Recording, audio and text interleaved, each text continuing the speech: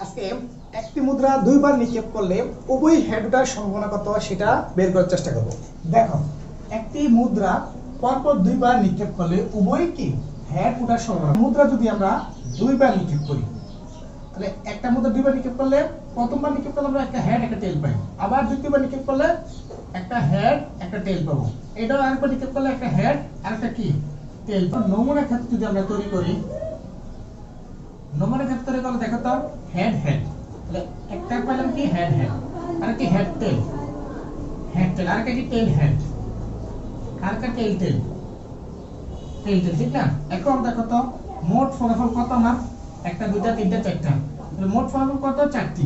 এখন প্রশ্ন করছে কি আমার উভয় কি উভয় হেড ওঠার সম্ভাবনা, তাহলে উভয় হেড আছে কয়টি, একটি, তাহলে অনুকূল ফলাফল আমার কত, অনুকূল ফলাফল আমার কত, একটি, ঠিক না?